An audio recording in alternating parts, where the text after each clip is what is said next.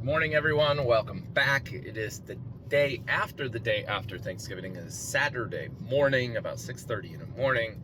And today you are talking to Dr. Syman. No, I am not a doctor. That is a big joke. But you learn a lot when the shit hits the fan.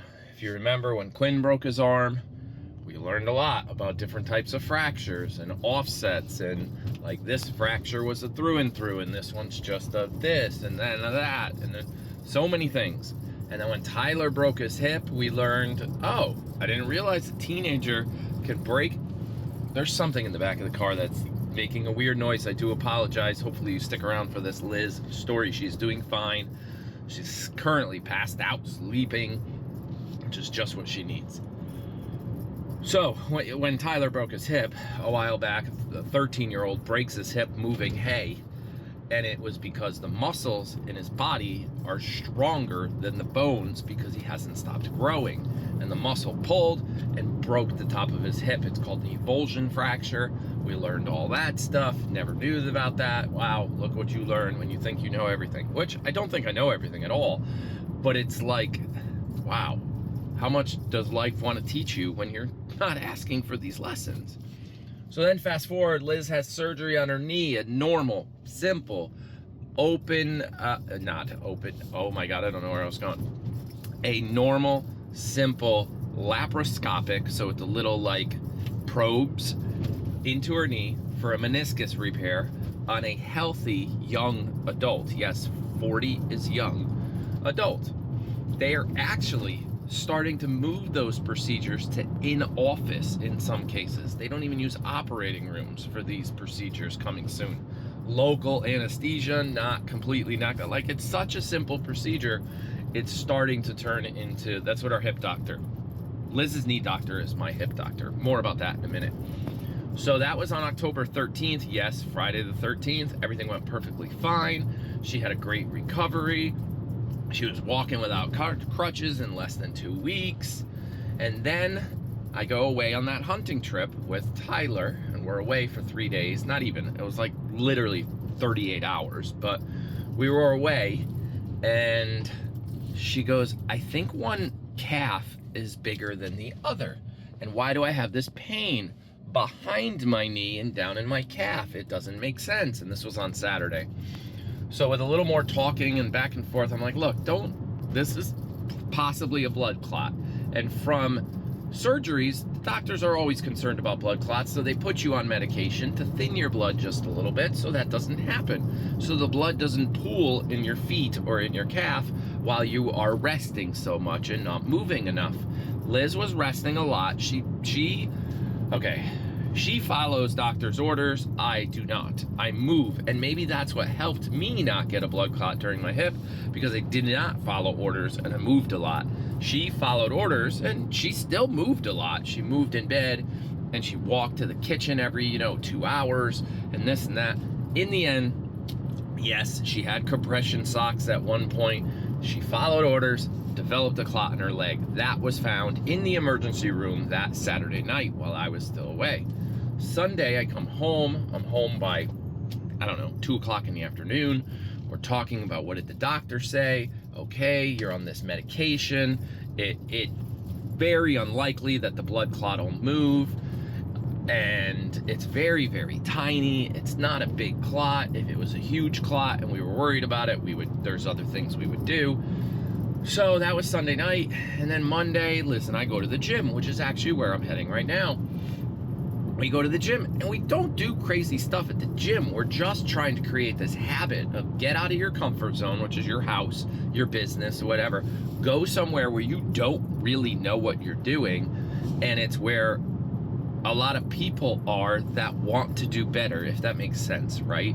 Don't hang out with the people that bring you down. Hang out with the people that lift you up. So that's why we're trying to create this habit of going to the gym. And when I say going to the gym, I mean a lot, like possibly every day. And it's not every day, oh my God, your body needs a rest. No, you could go every day, and on your off days, all you do is the treadmill and walk. Or on your off days, you play racquetball because it's fun. Or on your off days, you just go on the bike and watch TV on the bike.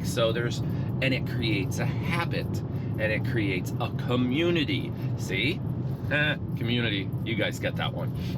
So we're trying to create that regimen. We're seeing some results. I actually hit 200 pounds at one point. I started at 205 just a month ago. I think 204 something. I made it all the way down to 200. I gained 1.5 pounds for Thanksgiving, so I'm back up to like 201.7 or something like that. So we go to the gym on Monday, and she's like, my heart, it's just weird. We're 5 minutes into just ellipticals and the treadmill and things like that, because remember, her knee's still not at 100%. And she's like, I'm at like 155 beats a minute, and I'm 5 minutes in. Now, let's rewind a lot. Way back, some of you might remember these conversations from Conversation on the Couch when we used to do those. Liz has always had heart trouble. Way back when she was a kid, she had like fast heart, without getting too scientific, fast heartbeats. She was on medication, slow it down as a teenager into her 20s. And then we wanted to have kids and start a family, and they were like, you can't be on this while you're pregnant. So we weaned her off. She had Jake, no problem. During Tyler, there was a little bit of a heart, oh my gosh, what's going on thing. So she had to get an echocardiogram done back then. Everything was fine. Tyler was growing fine. Heck, Tyler had so many rolls. See this picture here? Tyler had so many rolls as a little guy that, like, you know, everything was going perfectly fine there. So she hasn't been on any heart meds for 20 years, basically. So now this rears its ugly head on Monday-ish. We're like, okay, let's not walk so fast, whatever.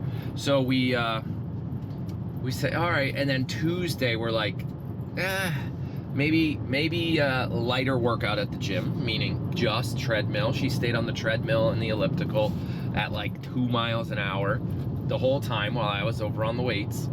And then Wednesday, we had her knee follow-up with the knee surgeon who knew about the blood clot. We called him and told him.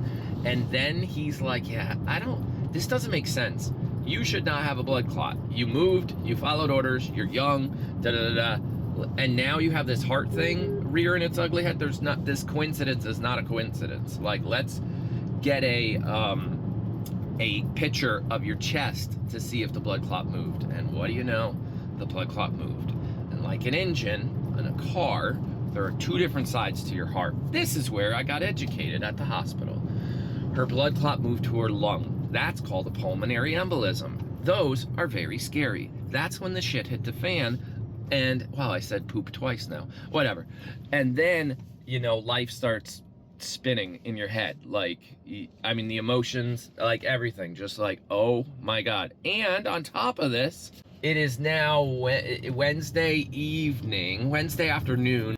The little ER found the pulmonary embolism in her lung. The lung is designed to catch those things. That's what it's designed to do. It breathes for you, but it also oxygenates your blood, and it's designed to catch things in your blood and not let them go other places. So they're like, it's very little, it's not life-threatening. Let's just say at this point, they did not tell us that part. And with the world we live in, Liz knew this before the doctors came to talk to us. So now we're panicking, sort of, with this news from her MyChart in her phone. And we're Dr. Googling. And then they're like, look, we want to admit you. We don't want to send you home. So now we're like, uh-oh, I'm cooking Thanksgiving dinner with everybody at the house. And so we scramble into new plans. Grams and TT ended up cooking dinner for the kids on Thanksgiving, and we stayed, well, I slept home, but I pretty much lived at the hospital other than sleeping.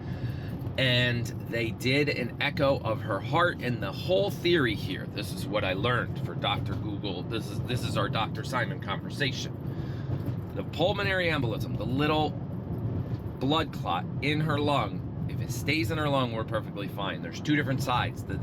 And this might not be 100% correct for any of you doctors watching, but they said this side of your heart circulates like the blood to your feet and your legs and everything like that. This side of your heart pumps blood to your brain. We don't want that pulmonary embolism to leave your lung, make it to your heart, which could cause a heart attack, but it's so tiny, we're not worried about that. And if it makes it through the heart, kind of like a car, it makes it through all the valves and through all the little pipes that the fuel runs through, but hits your brain, that's called a stroke. We don't want either one of those to happen, so we're going to do an echo of your heart to make sure the left side of the heart and the right side of the heart are separated. There's no holes in the middle of the heart to allow this thing to flow and get to your brain and cause a stroke. So needless to say, that was not fun. But the echo happened, and now it's Thanksgiving Day. The echo happened at 9-10 o'clock Thanksgiving morning. We saw the cardiologist. Everything was great. Like, we talked to her. They did the echo. And then what do you know? From 10 a.m. until 10 a.m. the next morning, we talked to no one. You have no disrespect to the hospital staff, but you have the team that doesn't want to be there on Thanksgiving. Nobody talked to us for 18 or so hours. And when I say talk to us, didn't ask, is there anything you need? Do you need a pillow? Would you like, to the point where I started to become one of those patients you do not want. I'm like, guys, I get it. It's Thanksgiving. I understand that. What I'm asking, and I'm asking the nurses this, I'm asking, her test was done at 10 o'clock.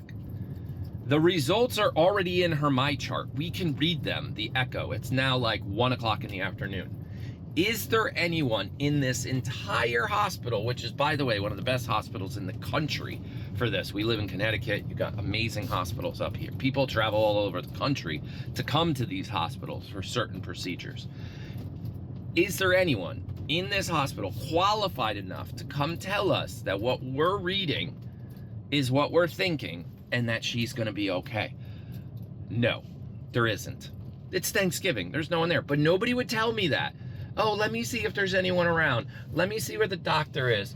We don't have any specialists here. Let me, they wouldn't be just clear like, hey, I'm sorry, just to let you know, your test is in, but we don't have anybody here that can sign you off on it and tell you about it. So you're just gonna have to relax and take it easy, and they will be here in the morning, just to give us that, like, now we know what's going on. That annoyed me. But in the end, her heart was clear. It's perfect. She got perfectly heart. This is why I married her, because she got an amazing heart. And they said basically that we don't have to worry. This is not a life-threatening blood clot. Your heart is good. It's not going to go from your lung to the other side up into your brain. You're on this medication now for this. You're on this medication for that. This will take months, but it'll all clear itself up. You got to take it easy. Take it easy as in, like, no marathons, things like that. But they do want her walking, and the gym is fine. Just stay on the treadmill and elliptical. And even if you do some weights, like, keep it lightweight, like 20 pounds, 10 pounds, nothing. Don't go bench press 200 pounds. Like, things like that. She's got a follow-up now with a new cardiologist. We're getting back into that. And all is good, really. So now I have to find a way to get rid of my 1.6 turkey pounds of weight. So I'm at the gym.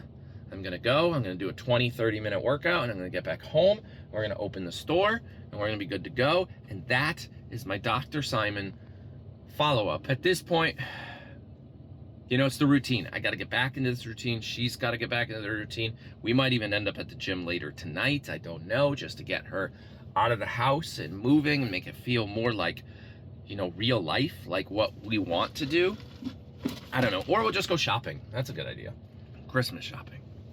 Yeah, walk around some stores. Who knows? But that's it. That's all I got. If we see you at the store today, thank you so much for all the support via chat, via the live chat, via emails, via every way you guys are sending it. It's amazing. The ones of you coming in person to the store. Santa will be there again today and tomorrow. And I can't stress enough, our team is amazing. The turkey cookers at the last minute, the dishwashers, the kids doing the barns, Rob acting as Santa's elf, and Santa was there, and everybody, and Graham's moving lotion, and Angie trying to figure out what the hell's going on with all the orders coming in, and oh my God, somebody just ordered this, but it's in the store, so let me get it out of there before you sell it to somebody else. It's a balancing act, this operation. It is. but it's definitely exciting. I find comfort in the chaos. Motion creates emotion. Keep things moving, things feel good. However, some of this was not wanted. Yeah, I don't know what I was trying to say, but all I'm trying to say is Liz is doing great. She's gonna be fine. And it's just gonna take time. That's it, I'm done. I'm walking in now. It's funny, it's busy here. This is all the people that are like, oh, turkey wait. It's busy, and it opens in 10 minutes, but it looks like it's open. All right, talk to you guys again tomorrow. Have a great day. Bye.